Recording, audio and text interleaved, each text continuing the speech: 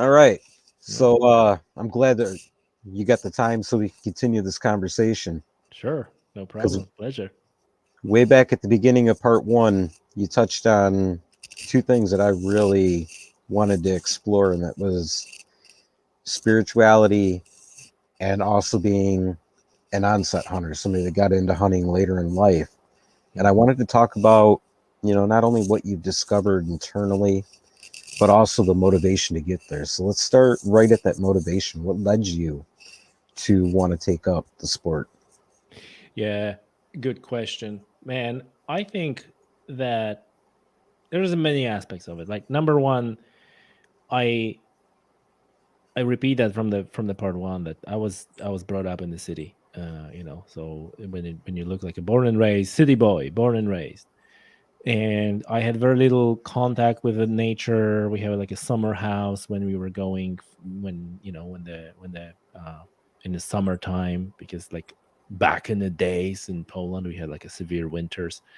So we have this place where we were going in the summer, and then I had an opportunity to have like some contact with nature.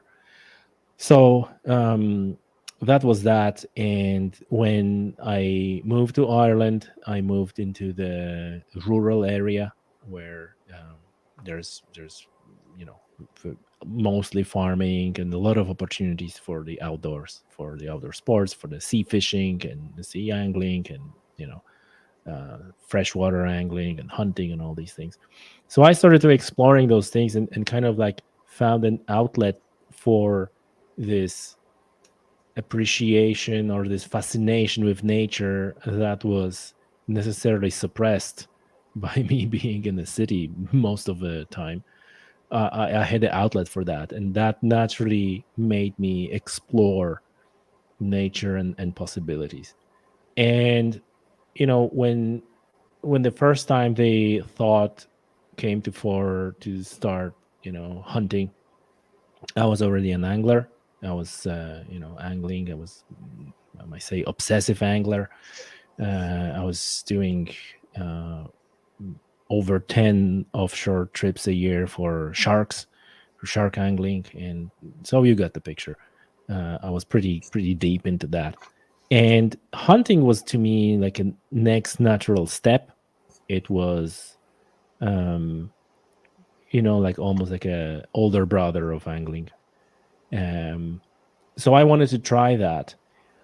And a lot of I even wrote an article about differences between angling and hunting, and how usually angling is enjoys higher level of social acceptance, and why is it. Like when we taking out fishing rods from the boot of our car, and there's a family passing by, they go like, oh, good luck. And I thought, like, yeah, if we were taking out rifles, that would be different. We Oh, wouldn't be absolutely. right. So I was wondering, like, why this is why this is happening. And ultimately I think that hunting and fishing is participation in nature, rather than when you go with a camera and you're taking photos, you're only observing. And this is the difference. I want to participate in nature, being part of it. And we can have a discussion here, because I know that there's a lot of people who would now say, like, oh, what do you mean you should be living there and hunt animal with your bare hands, or nonsense like that, which we can talk about these arguments as well. But overall, hunter and angler participates in nature, while photographer observes. And I think this is the crucial difference. This is where I want to participate, and this is what made me um do this thing. And it's not easy. And I even wrote a guide for hunters in Ireland, how to start in hunting, because I know that there's a lot of people who, like me, who are later in their life, in their 30s, in their 40s, they would like to start, but they don't know, they have no idea where to start. And for a lot of hunters, that was kind of like naturally, hunting was always around. Their father hunts, or their uncle hunts, or their buddies hunting, and they have someone to ask, or they were kind of like immersed in this environment and this practice, it was always somewhere. While people who are like me, coming, whether from non-hunting background or from city background like myself, it's very hard. And that, it's hard mentally, because like, where do I start? Who am I going to ask? And then there's a little bit ego playing as well. It's like, I'm not going to be asking these kids about anything, right?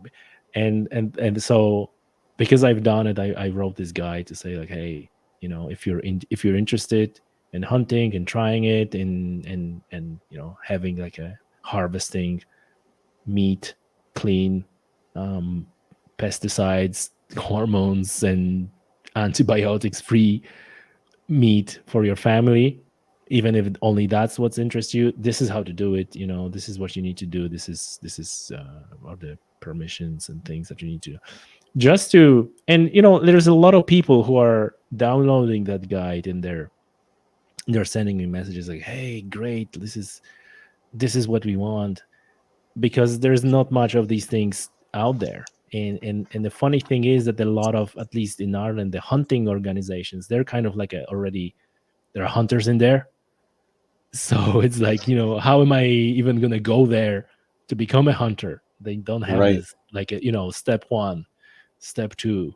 um so yeah, these were my motivation, from, just to summarize. From one hand, just kind of further exploring the route I was already on with angling. Number two, having that experience, understanding that, like, the first animal I shot, it was a feral goat. And just recently, I actually wrote an article about it.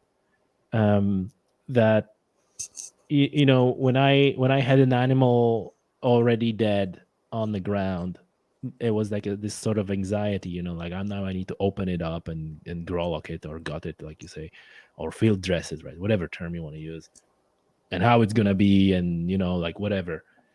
And then, while I was doing that, and after doing that, I couldn't believe how natural it felt. It just felt like something. I use this expression. I felt like I should learn to do this when I was 15. It was so natural. It was like, just like, yeah, that's food. That's, and I think that people should have this experience. Um, Not even like, become hunter or whatever, but just have this experience, just understand where you came from, like, this, how does it feel, right? So yeah, that's I don't know if I answered your question, but there was a little bit of rambling there, but there you go.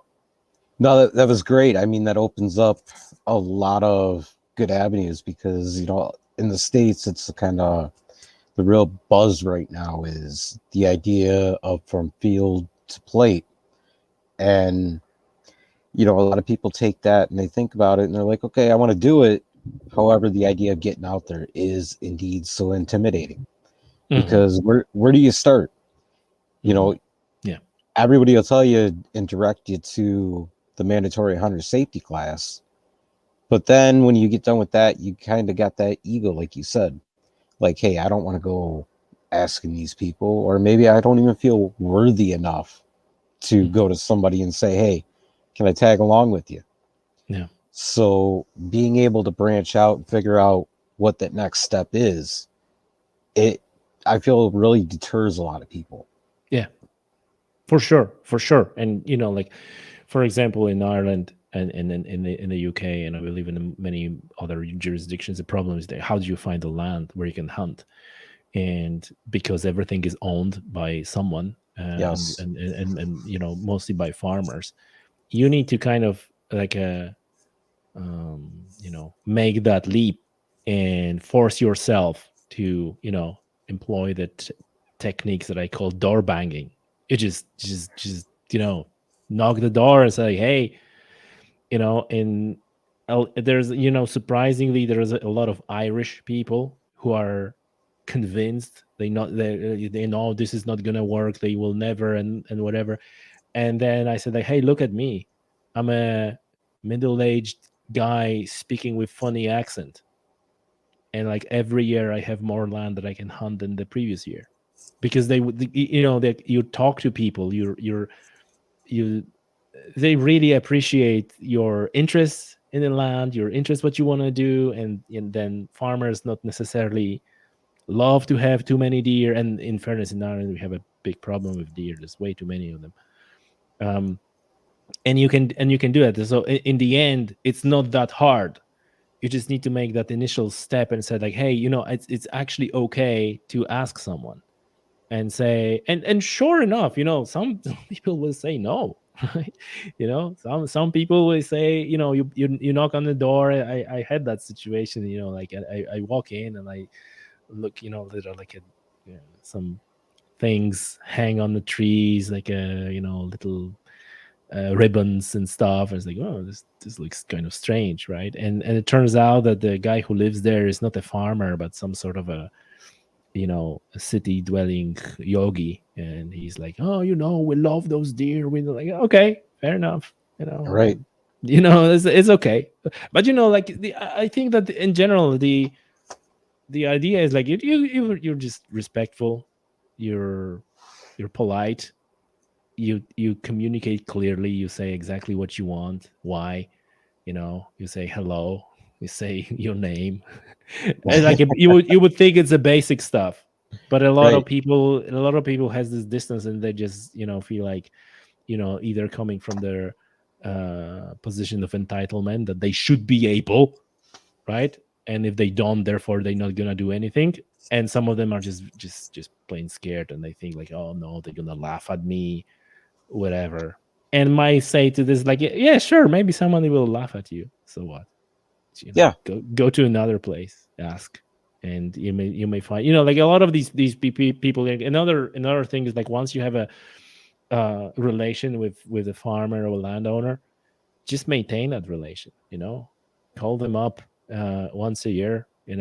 Send them a quarter of venison when you have one, or just show up one evening with a bottle of whiskey and say like, hey, that's they'll remember. You maintain that relation then with those people. And it's just normal, you would imagine, human interactions, right? But I guess that's the point, that once you go into this world of the internet and then social media and all that, we're losing this skill of normal human interactions.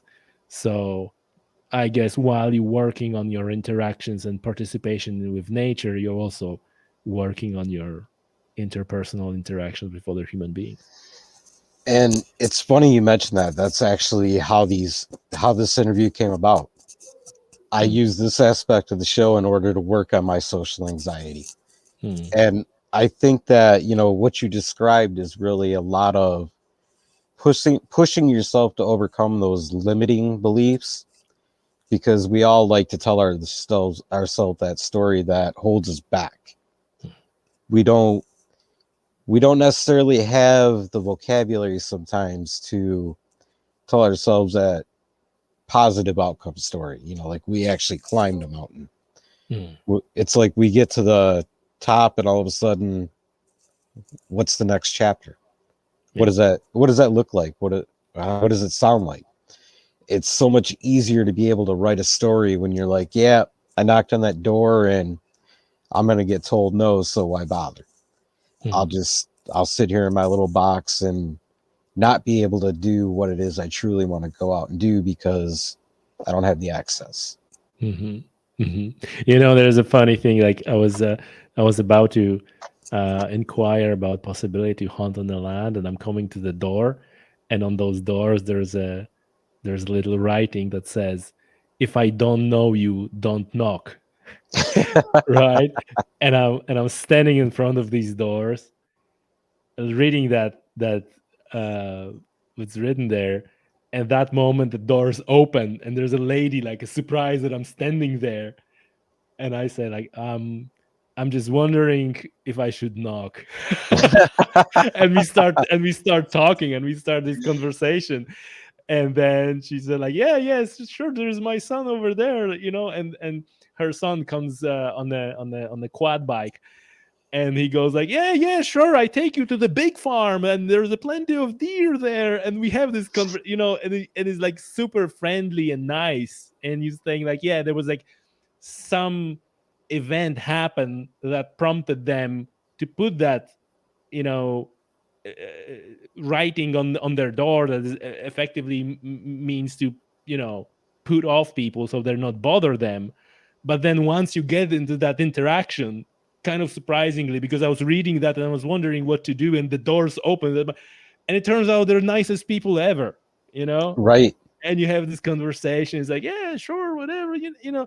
It was one of those things. So, um, yeah. I mean, it's very important to go out and talk to people, and like, you know what we said in the first part of this series, where on this conversation between people on a kind of like a different sides of the fence, you know, like a hunters and anglers, outdoors people on one hand, and maybe, you know, like a animal loving, you know, whoever whatever umbrella term you want to use, you know, what they could work, but they both could work on their social skills, on talking with each other, not assuming, you know, not assuming that the other person is just this bad, you know.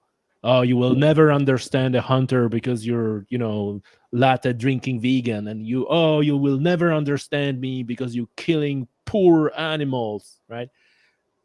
But take that element away and just start talking about whatever, and it turns out that you're nicest people, you get along together well, you know. So that's one huge learning from that experience as well. See, I want to go back to where you're standing on the doorstep trying to decide whether to knock or not, because it gets back to a principle that Epictetus left that I really love. In order to get the progress, sometimes you've got to kind of humble yourself to act a little foolish and to really think about the questions. And I can only imagine, you know, whether it was through one of these modern doorbells where you got the camera and you can see you standing there. Do I go through? Do I knock or do I just walk away? That kind of left them feeling like, hey, I've got this guy, he doesn't know what he's doing. Let me go out and engage, figure out why he's standing there. And then you come with that conversation. And, Yeah. you know, I think that that brings open that common ground. It removes that ego, that or that barrier that the ego would put there. Yeah. And we 100%. and we lose sight of that because a lot of the time those really impactful moments that make the progress, they come out of those fun, awkward moments. Hmm.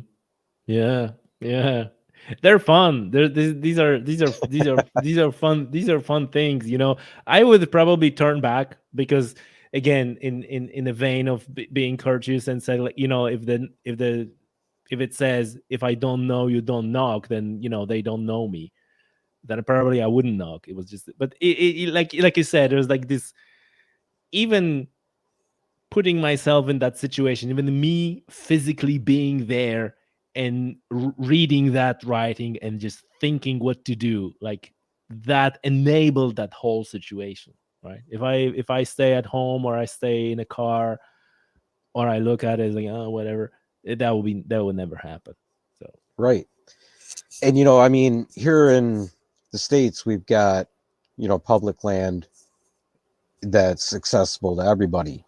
So even just minus the idea of having to go out and find private land to hunt by knocking on doors, you get the opportunity to go out and you can live and you can, like you said, you know, take an active role in yeah. Mother Nature. And I think that when you do those sort of things, it not only teaches you a skill set that is unique and powerful enough to bring into the everyday facet of your life, you know, like with the example of, do I knock or do I not knock?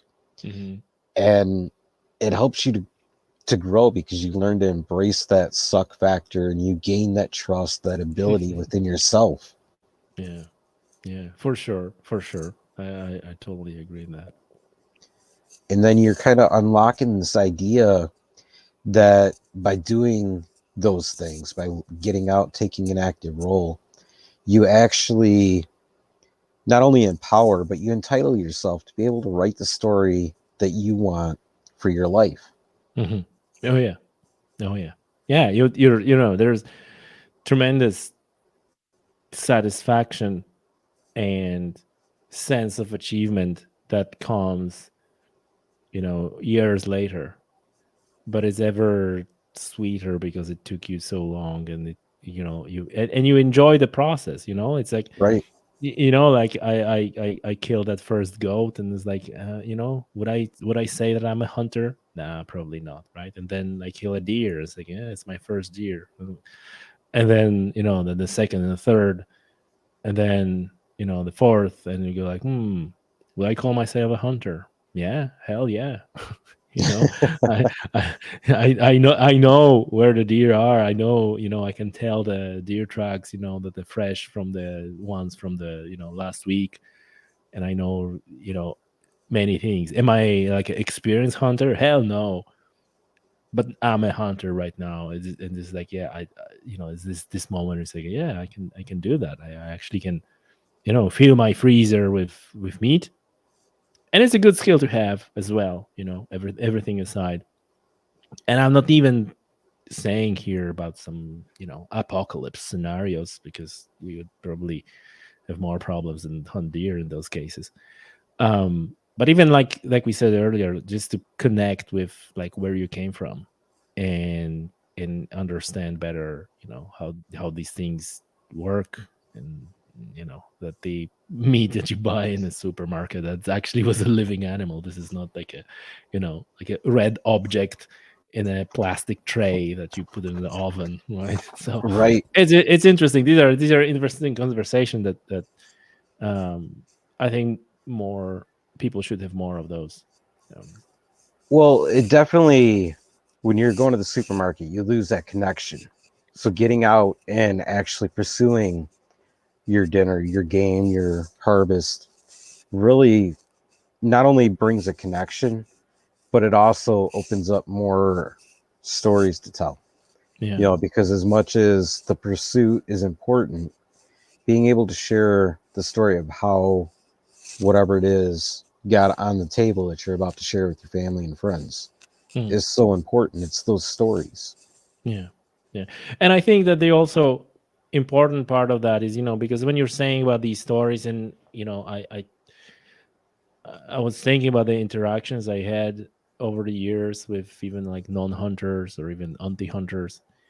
And like, they were mostly positive with what you're say, and that you're being honest. Yes. That's another thing, being honest about. And I often get criticized from the side of people who hunt, for because I'm not buying into narratives like, oh, if you shoot stuff, you're a conservationist. Like, no, you're not. That it doesn't make you conservationist. And I appreciate it's probably different than in the US, because then you can say like, oh, but we have all those regulations. I forgot the names of them, but the essentially tax that goes from every gun or ammunition or whatever that goes into conservation and so on.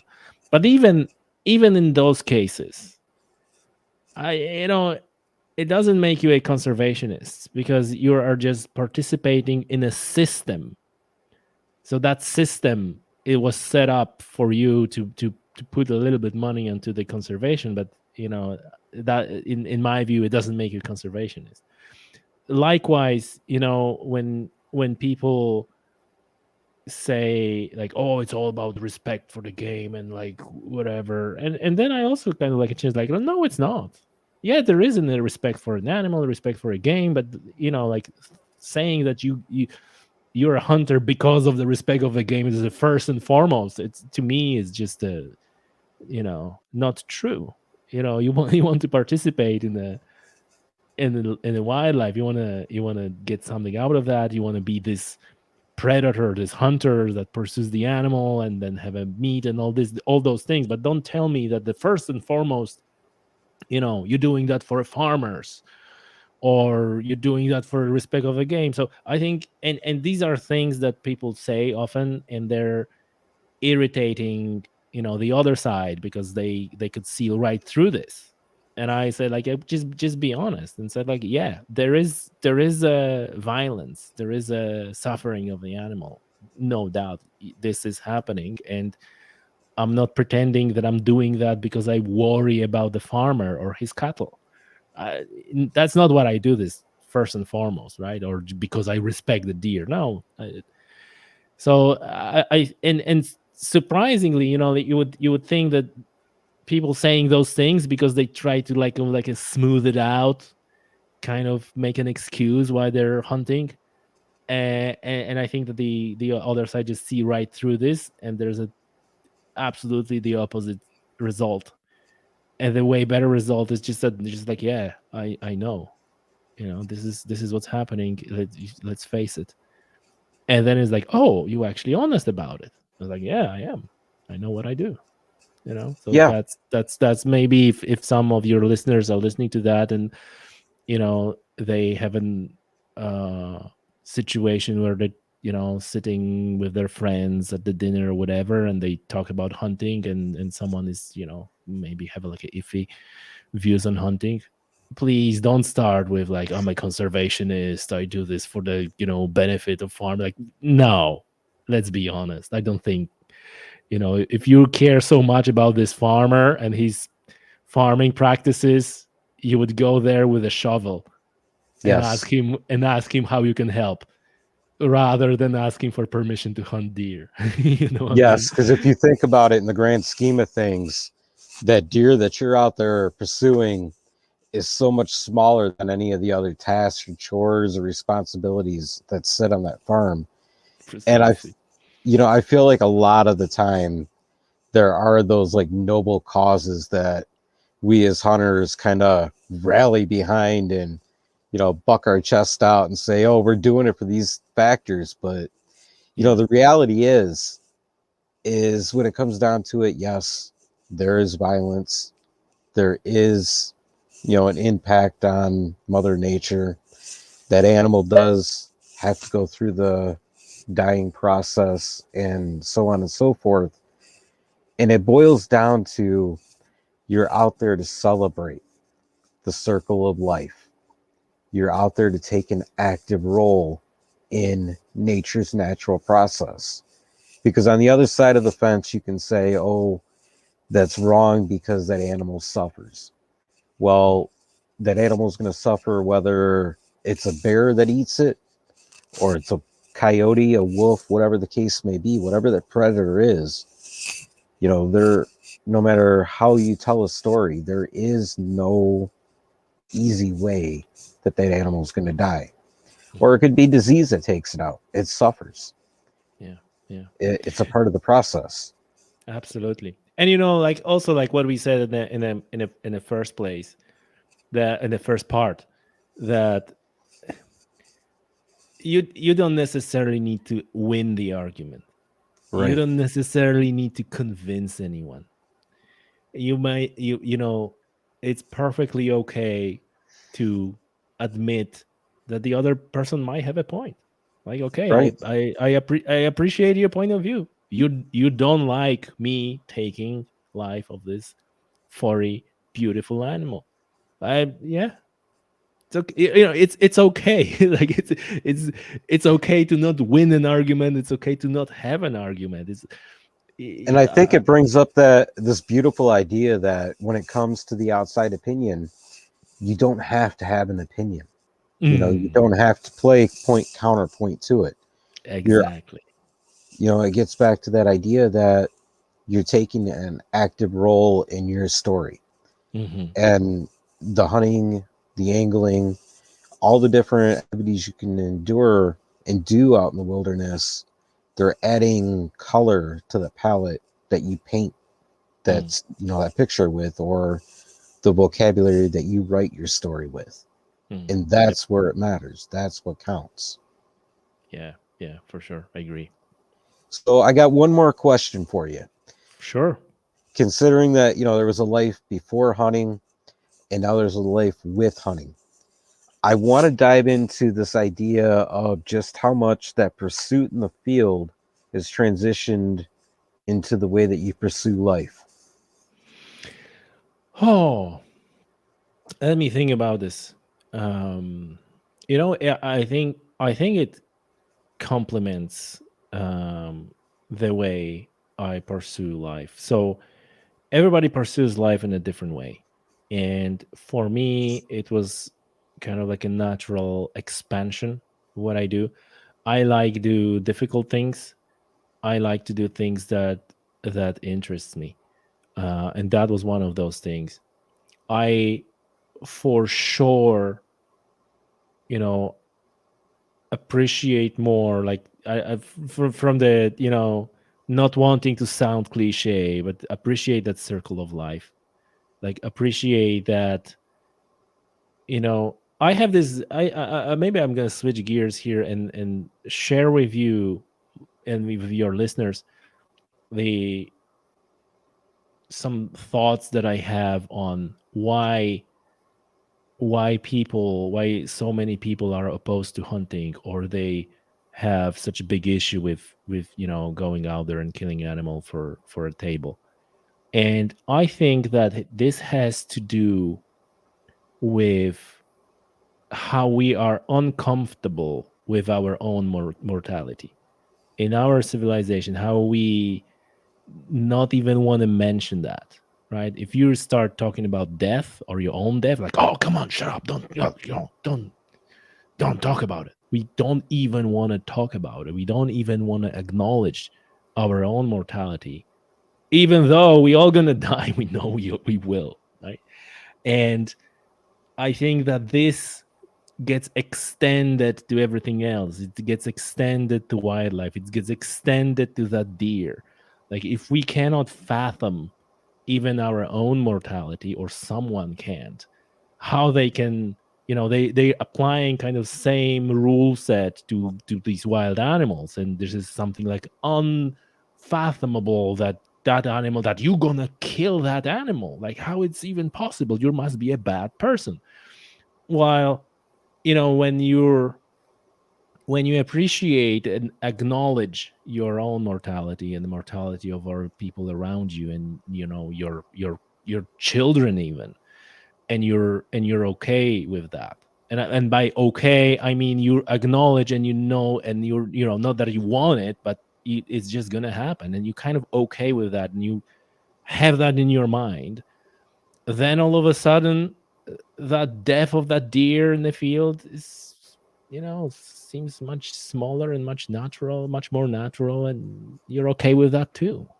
So I think this is why we see this sometimes for us hunters, hard to understand opposition to what we do, because usually those people are not okay, and they're scared of their own mortality. They didn't acknowledge that part, and that gets expanded to everything else. So that I think that, to your question about maybe not necessarily mine personal, changed approach to life, but I think that's what might make people change their approach to life, their consider their own, you know uh, lifetime on this planet that is finite.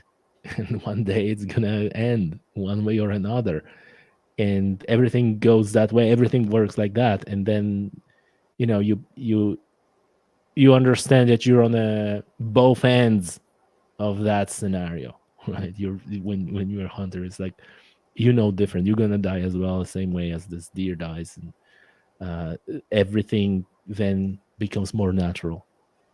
Yeah, it is very true. Is we've got this like uncomfortable disconnection with death that we've built over generations. If you think about going throughout time, our ancestors used to build shrines and celebrate it, Hmm. and then at one point it was like a full-on experience. It was kind of like a birth would be Hmm. experienced. People would gather, talk, share stories, sing, and so on and so forth. And now, for the most part, we're kind of tucked away into a hospital, and we're given, some drugs. We take our last, and that's it. Hmm. And what used to be a celebration has become like this grief filled mourning process. Mhm. because number one, somebody's gone, but number two, then we got to look and say, hey, that's going to be us one day. Mhm. And Yep. that is quite the struggle. But if you bring that picture down to like a small little nugget, every moment of every day, as that clock goes forward, that moment that's just gone is already dead. You Yeah. know, you've already handed that experience over to death once you lived it. Mm. So understanding that, rationalizing that, conceiving that, really does actually play a big part in the experience of going out and pulling the trigger. Yeah. That was very stoic thing to say. It's probably you quoted Epictetus is probably one of them who said, like, consider every moment that is Yes. you dying every day. So yeah, yeah. It's funny because I think a lot about my journey, especially over the last few years, and learning, walking down that Stoic school of philosophy. It it was actually that direct quote that caused me to make some major changes and face a lot of things that in the world, not only I wouldn't do because of fear, a lot of people don't do because of fear. And one of the big highlights for me that I achieved because of that whole phrase was reconnecting with my estranged daughter Mm. and building a relationship with her just out of the fact of knowing that, the time it the time does run out. Mhm. And if you're going to do something, if there's something out there in this world worth doing and pursuing, the time is now. The time's not whenever you get around to it. The time is literally right now, whether you're ready or not, because you don't know if you're going to get that next moment or if that opportunity will ever be there. Yeah, preach, brother, preach. So I do have one more question that Sure, I got a question that I like to end these things on. sure. And that would be from your life journey, from your experiences, to leave us with some motivation and some inspiration. Yeah. Let me think about it. Did not blow that moment. Yeah, I would like to leave your listeners with this thought that we talked about in actually both parts of our conversation about trying to understand point of view of other people, even those who you disagree with, and be okay with them disagreeing with you, and be okay even with you disagreeing with them, because I think we lost the ability of, at least that ability is very diminished, of keeping in your head contradicting ideas at the same time. And I think we got to the point where we feel like everything needs to be decided and done and explained, and this is the way it is, or this is the way it is, and it cannot be both. Like, yeah, it can, because everybody have their own perception, everybody have their own life, and everybody sees things today from the perspective of the baggage, the emotional, the physical, otherwise baggage that they have with them. And sometimes two opposing things can be true at the same time. And sometimes those things are in your own head and it's okay. And sometimes they're in the head of another person. And there's absolutely no point, and it's counterproductive. It just doesn't make sense to try to convince one another. Understand each other. You'll understand what you think, what the other person think, and be okay with that. They don't have to agree with you. Is there something you agree on? Yeah, work on that. It's okay. So I would like to leave the listeners with this message that, it's actually, life's too short to fight.